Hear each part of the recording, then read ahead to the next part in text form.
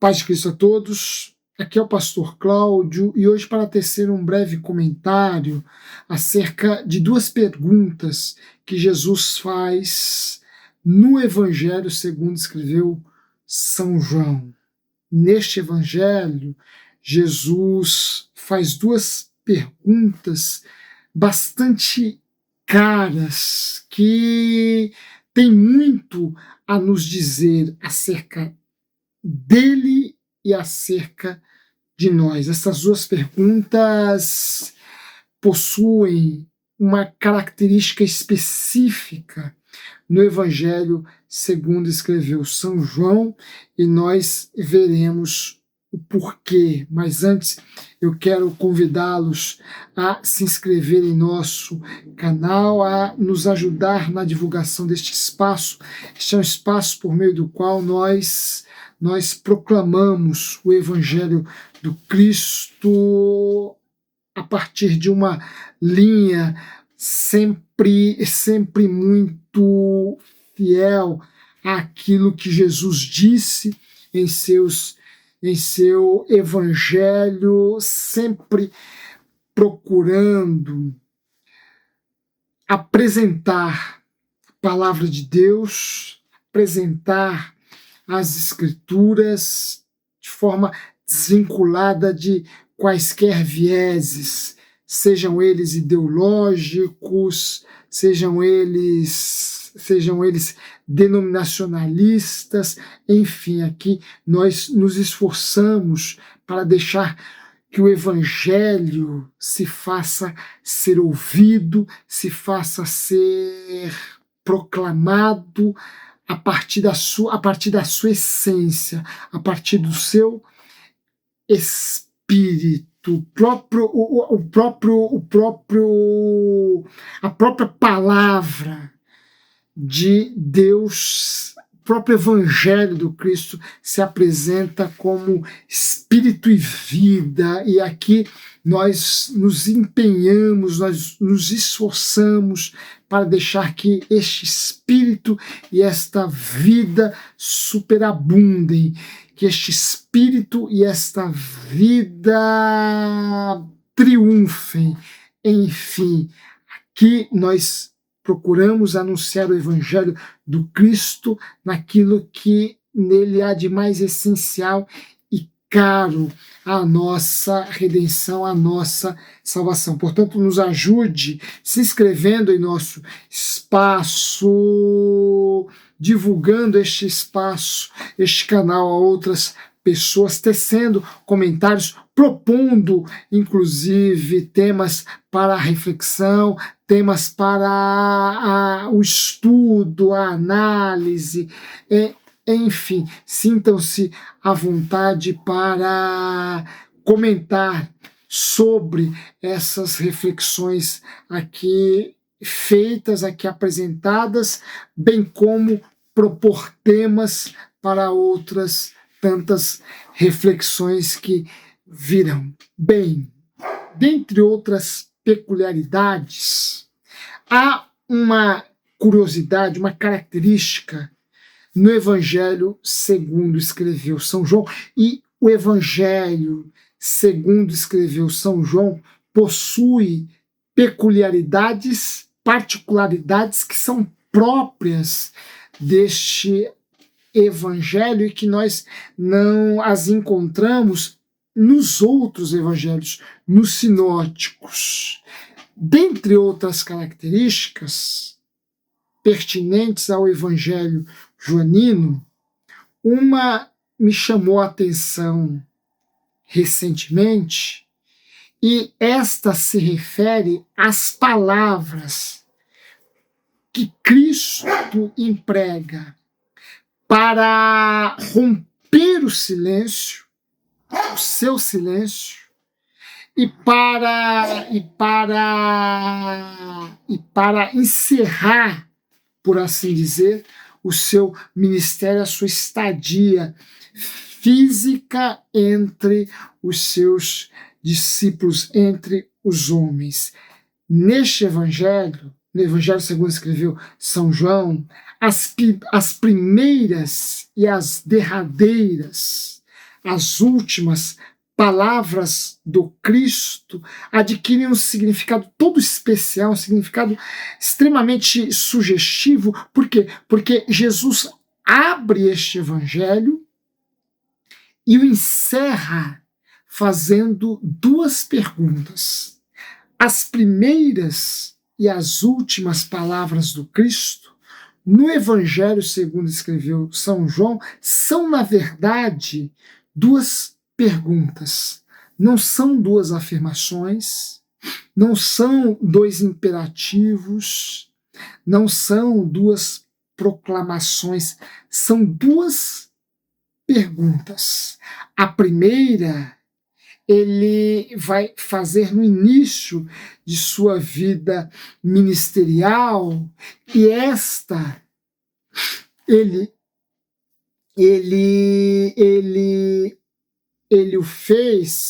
a fez a dois discípulos de João Batista que queriam acompanhá-lo, queriam segui-lo. Estes dois discípulos com os quais Cristo cruza no Jordão, onde João Batista realizava o seu ministério, onde João Batista anunciava a vinda do Messias. Esses dois discípulos de João que têm os seus caminhos cruzados com os caminhos do Cristo, se prontificam a segui-lo, no que Jesus se volta a eles e lhes diz: o que procurais? O que buscais? As últimas palavras do Cristo, na outra ponta do Evangelho, também são uma pergunta. Esta pergunta Jesus faz não agora a dois discípulos, à beira de um rio, o Rio Jordão, mas a uma mulher e à beira de uma sepultura. Vejam que contraste interessante. As suas primeiras palavras são, na verdade, uma pergunta feita a dois discípulos à margem de um rio, à beira de um rio. Suas últimas palavras também são duas perguntas. Na verdade, essas últimas palavras acabam se tornando as primeiras ditas pelo Cristo ressuscitado, e ele as formula e as dirige a uma mulher e na beira de uma sepultura, na beira de um sepulcro. O paralelismo aqui é bastante interessante, é bastante curioso, é bastante sugestivo, porque lá na margem do Jordão, onde Cristo se deparou com estes dois discípulos, lá na margem daquele rio, Jesus foi anunciado por João Batista como Cordeiro de Deus que tira o pecado do mundo, Cordeiro que seria sacrificado, imolado para a nossa redenção.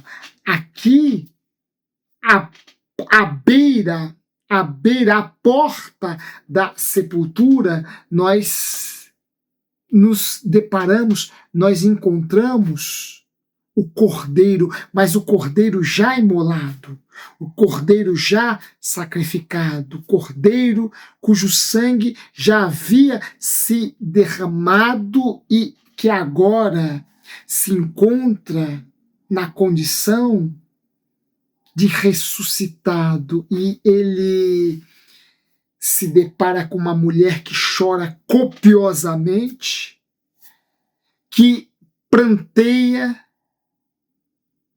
que lamenta profundamente o fato de não ter encontrado o corpo de seu Senhor, de seu Mestre, na sepultura, quando lá ela o foi procurar, quando lá ela foi buscar. Ela se vê rodeada de dois seres que ela não conhece, que ela não soube identificar. João, o narrador, vai dizer se tratarem de dois anjos. Ela pergunta àqueles anjos se foram eles que levaram o corpo do seu Cristo, do seu mestre. De repente ela se depara com alguém que ela julga ser um jardineiro e ela pergunta se ele, aquele jardineiro, sabia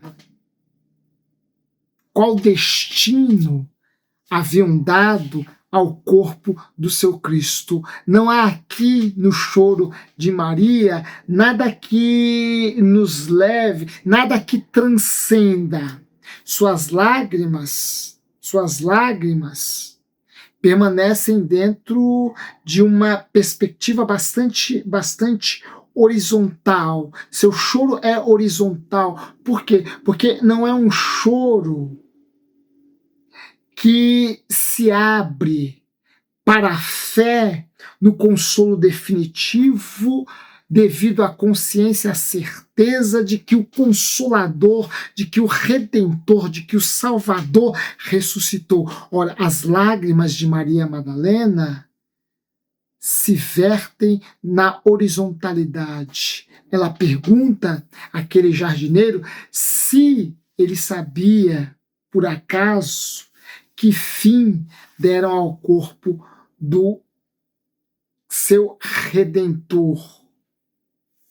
Ora, ela é surpreendida então por uma voz, ela é surpreendida então por uma palavra. Aquele suposto jardineiro rompe o silêncio, o seu silêncio, e ao romper o seu silêncio, ele irá silenciar, apaziguar, pacificar, atenuar, suavizar o sofrimento, a dor de Maria. Ele se volta àquela mulher e lhe pergunta: por que chorais? Ora, são as primeiras palavras ditas pelo Cristo, agora como Cordeiro descido da cruz e que ressuscitou no domingo pela manhã, saindo daquela sepultura fria, daquele lugar gélido, daquele espaço mórbido. Suas primeiras palavras constituem uma outra pergunta: mulher, por que chorais? E ao ouvir esta voz, Maria Madalena a identifica como a voz do Cristo e reconhece estar diante do Senhor ressurreto, do Senhor que venceu a morte, que venceu o pecado, triunfou sobre tudo isso e que agora se encontra na condição de ressuscitado. Duas perguntas que constituem, que formam as primeiras e as derradeiras palavras do Cristo. Duas perguntas que se voltam a pessoas que buscam, a pessoas que anelam, a pessoas que desejam. Os dois discípulos de João, que seguem o Cristo, porque, de algum modo, buscavam alguma coisa. Jesus lhes pergunta: o que procurais? O que buscais? Agora, a Maria Madalena, lá na sepultura, Jesus lhe pergunta: por que chora? Ora, qual é a razão do teu vazio? Qual é o motivo do teu vazio, do teu pranto? O que te falta para seres consolada? O que te falta para que a tua alma encontre paz? O que te falta para que o teu pranto encontre um consolo? O que te falta para que o teu desespero seja erradicado de ti. O que te falta para reencontrares a alegria, o sentido de viver, o fim do teu pranto? Ora, essas perguntas que Jesus fez, tanto aqueles 2 discípulos como a Maria de Magdala, são perguntas que se contemporaneizam. São perguntas que se tornam atuais. São perguntas universais, porque todos nós buscamos alguma coisa. Todos nós vivemos numa constante busca, vivemos numa constante procura, e quase sempre aquilo que encontramos não nos satisfaz de forma absoluta e plena, porque sequer usufruímos os louros daquilo que conquistamos, já estamos procurando coisas novas, já estamos desejando coisas novas. E Cristo nos ensina, por meio do seu evangelho, por meio destas perguntas, ele nos ensina que sentido último para a nossa existência, consolo último e definitivo para a nossa existência, paz e plenitude, nós só encontraremos nele, no Cristo. Ele faz 2 perguntas, a fim de que os seus interlocutores fiquem à vontade para exprimir o que buscam, o que desejam, para que, por fim, ele se apresente como o destino definitivo de sua busca, tanto da busca daqueles 2 discípulos de João Batista lá às margens do Jordão, como da busca de Maria de Magdala aqui na porta do sepulcro. Ora, Jesus é o consolo, é a paz, é a alegria, é o fim de uma busca que é insana, na medida em que nós julgamos que o objeto buscado vai nos proporcionar a felicidade ou a plenitude tão desejadas. Lê do engano. Nesta vida, tudo aquilo que se mostra dentro desta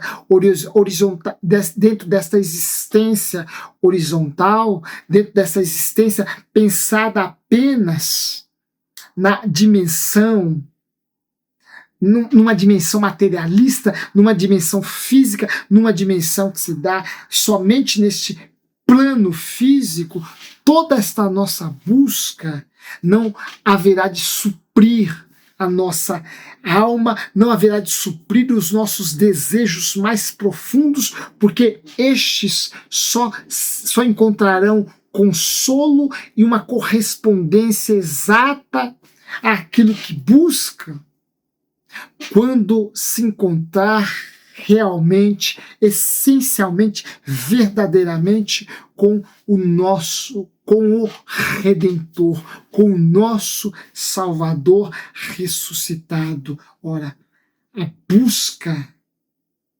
a busca só encontrará uma ressignificação, aliás, a busca, esta nossa busca incessante, passa a ser ressignificada por nós a partir do momento em que nós encontramos ou temos um encontro genuíno com o Cristo. Por quê? Porque mesmo com o Cristo, caminhando com Ele, vivendo com Ele, deixando viver em nós por meio de seu Espírito, mesmo assim continuaremos desejando, mesmo assim continuaremos buscando, mesmo assim continuaremos anelando novos horizontes de vida, novas conquistas, tudo isso faz parte da nossa existência. Porém, a forma de nos relacionarmos com estes nossos desejos, com estes nossos objetivos, com esta nossa busca, será uma forma extremamente nova. Por quê? Porque nós já encontramos aquilo que dará, aquilo que dá, aquilo que deu um sentido maior à nossa existência. Nós já encontramos com o nosso Redentor. Portanto, até mesmo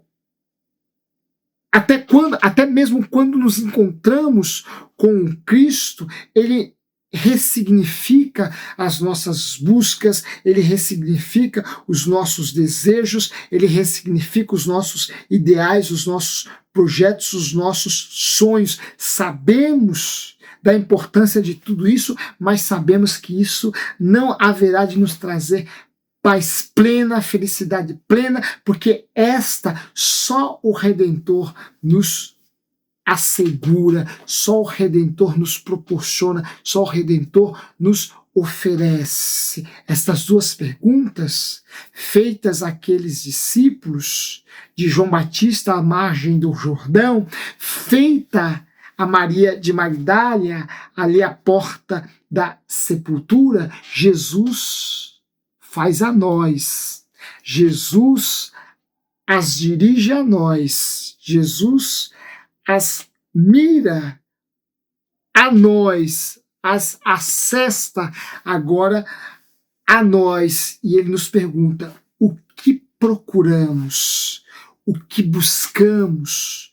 Por que nos desesperamos? O que nos falta para reencontrarmos a alegria? Ora, em última instância, o que nos falta é Ele. Mas louvamos ao Senhor porque isto já não é mais uma falta. Por quê? Porque ao ressuscitar no terceiro dia, no domingo pela manhã, e triunfar sobre a morte, Cristo ascendeu aos céus para se assentar à destra do Pai, e hoje se oferece a nós como um consolador, como um novo consolador, como aquele que dará sentido definitivo à nossa existência, como aquele que apaziguará todas as nossas inquietações, como aquele que serenizará toda a nossa aflição. E ele o faz por meio do seu Espírito. A nossa busca, a nossa procura nele encontra o seu sentido maior, encontra o seu significado maior, de tal modo que todas as outras buscas, todos os outros desejos se tornam buscas e desejos menores. Por quê? Porque ao agir sobre a nossa consciência, ao revelar a dimensão do seu sentido a nós, seres humanos, tudo isso vai descer para um plano secundário, vai encontrar a sua justa medida, será ressignificado por nós, porque este Cristo que expande a nossa consciência acerca dos bens dessa vida, dos bens dessa terra, dos bens deste mundo e o que ele representa e tem a nos oferecer, tudo isso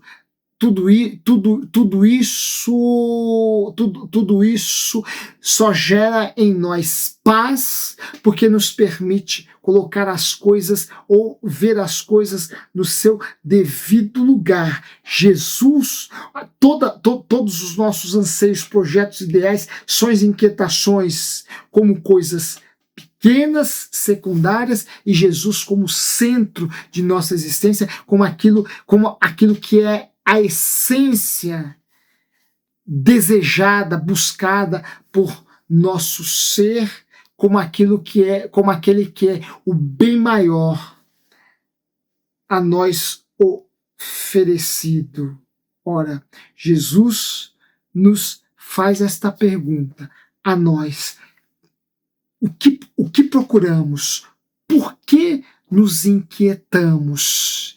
E a resposta a esta nossa pergunta está nas buscas vãs, frustrantes e decepcionantes que nós fazemos, julgando encontrar nesses objetos buscados a realização, a satisfação, a felicidade tão almejada, quando na verdade tudo isso nos é oferecido quando nós voltamos o nosso coração para uma busca maior, para uma busca